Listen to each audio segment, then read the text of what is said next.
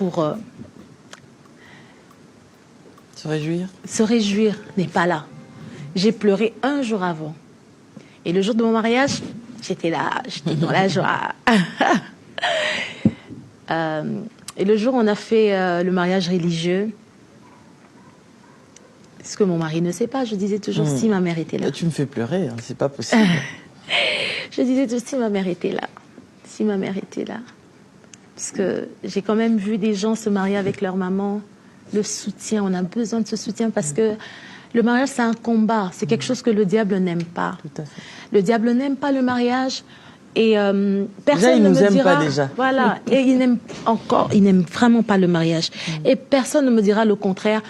Tous les couples qui se sont mariés se sont disputés, soit le jour du mariage, soit un jour avant le mariage, soit vraiment cette période-là, c'est une période très très très difficile. Et on a toujours besoin j'ai pas envie de dire de sa mère mais on a toujours besoin d'un Mardoché. Voyez, pour nous soutenir, voilà, on a toujours besoin de quelqu'un pour nous conseiller, pour nous dire tu dois rester là, c'est la volonté de Dieu, même si tu sais que c'est la volonté de Dieu. Donc j'avais vraiment pleuré en coulisses, je disais si ma mère était là, si maman était là, si maman était là. Et le jour où j'ai tenu Alexia, mon cœur était dans la joie parce que le Seigneur a permis que je brise un cycle. Au fait, Alexia, c'est le marteau qui a brisé quelque chose qui était dur, un cycle. Puisque, vous savez, on le disait tout à l'heure, que soit on veut, soit on veut pas, soit on voit, soit on a refusé de voir. Dans nos familles, il y a beaucoup de liens. Il y a beaucoup de liens. J'en sais quelque chose. Voilà. Il y a des familles, les femmes sont belles, mais elles ne se marient jamais. Soit elles sont deuxième femmes, soit quand elles se marient, elles meurent. Soit quand elles donnent naissance, elles meurent. Soit elles doivent seulement donner des enfants sans se marier. On connaît ces réalités. Frères et sœurs, c'est la vérité. Vous allez dire quoi? Oui, vous aimez parler des liens, alors l'œuvre de la croix. L'œuvre de la croix, on croit. On croit que Jésus-Christ est mort pour nous délivrer de ces choses. Ça, c'est ce que lui, il a fait. C'est comme disait Kenneth Hagin. Il dit, si tu es sale, le savon ne va pas quitter là où il est pour venir te laver. Si tu es sale, tu dois prendre le savon, tu dois frotter sur toi pour devenir propre. Le sang de Jésus est là. Mais toi, tu dois faire l'effort. Toi, tu dois faire un pas vers le sang de Christ pour que tu sois réellement délivré. Et la délivrance, c'est un processus.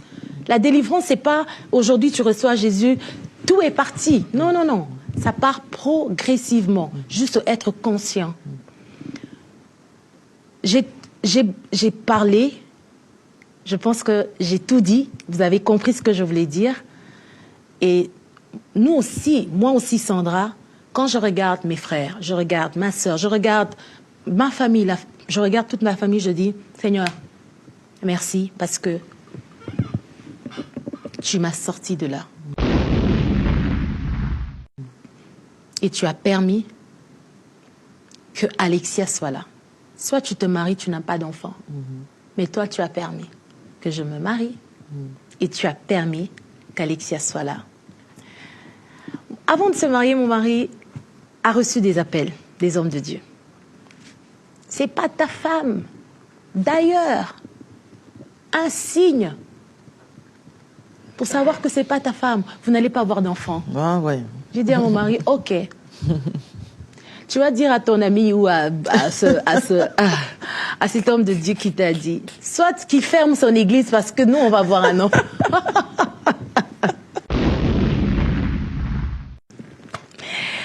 Tout ça, ce sont des souffrances en tant qu'enfant de Dieu, en tant que porteur de l'évangile. Nous faisons face à ces choses-là.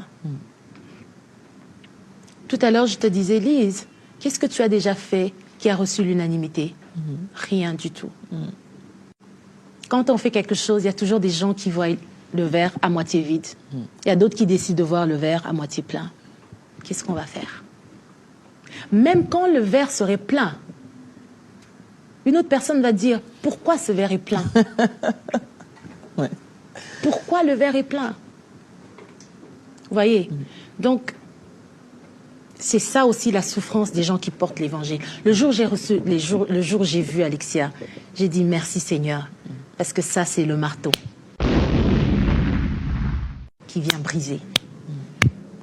Et cet enfant, le jour où je l'ai conçu, le jour où le Seigneur a permis que cet enfant soit conçu, j'ai prié le Seigneur, j'ai consacré cet enfant. Et tous les jours je priais, je dis Dieu, épargne cet enfant du monde extérieur. Et c'est ça la prière de toute maman. Faites cette prière pour vos enfants quand ils sont déjà d'abord dans votre ventre. Faites cette prière. Dieu va se souvenir et Dieu va protéger vos enfants. Parce que dans les jours qui viennent, les choses vont tellement vite, de mal en pire. Nous sommes obligés, en tant que gardiennes de nos maisons, de prier pour nos enfants. Tout à fait. Ouais. Ça a été sa fierté, ça a été aussi la fierté de ma famille. Ça a été un moment où les gens étaient étonnés. Parce que chez nous, les Kassaïens, quand on épouse une femme qui n'a jamais connu d'homme avant, on donne encore une dot. On appelle ça, dans notre langue, on appelle ça le Mbujiwanima. Donc ça veut dire la chèvre qui suit au fait. C'est quelque chose qu'on donne à la maman pour dire que tu as bien gardé ta fille, tu as bien éduqué ta fille. Et ma sœur, de là où elle est, comme c'est elle qui a représenté ma mère, elle a reçu cette dot-là qui suit, qu'on donne quand la femme s'est gardée pure pour son mari. J'en parle parce que mon mari m'a donné le feu vert d'en parler. Parce que c'est quelque chose que j'en parle puisque mon mari m'a donné le feu vert d'en parler. J'ai eu des gens qui ont voulu m'épouser. J'ai eu des gens avec qui j'ai été parce que, comme toute femme, tu t'attends à ce qu'un homme puisse te proposer. Mais j'avais mes principes que le Seigneur m'a aidé à ne pas briser. Et ça a fait la fierté de mon mari. Il est trop fier de ça. Donc moi, je dis que j'en parle parce qu'il m'a autorisé de le faire. Je me suis gardée pure pour mon mari. Mais c'est important parce que tu es un modèle pour beaucoup de jeunes filles. Voilà. Et ces jeunes filles, à t'entendre parler comme ça, elles vont se dire, nous ne sommes pas démodés. Parce que c'est ce que le monde veut faire croire aux gens. Non, vous n'êtes pas démodés. Vous n'êtes pas démodés. S'il vous plaît, ça fait 2 ans que je me suis mariée. Attendez, j'ai même envie de calculer mon âge. On est en 2000. Les amis, je me suis mariée à 33 ans et demi, 34 ans pratiquement. Donc c'est possible. Si tu n'as que 20 ans, tu n'as que 25 ans, même si tu as 40 ans, c'est encore possible d'attendre. Encore, pour toi qui as 40 ans, si tu as attendu longtemps, jusqu'à 40 ans, c'est pas maintenant que tu vas perdre la chose la plus précieuse que le Seigneur t'a donnée. J'ai vraiment envie d'encourager et les hommes et les femmes, parce que généralement, on voit que les femmes dans cette histoire. Donc, j'ai vraiment envie de vous encourager. C'est une bénédiction pour les fruits de vos entrailles. La pureté dans votre corps, c'est une bénédiction pour les fruits de vos entrailles. Et vraiment, j'ai envie d'encourager toutes les personnes qui nous suivent.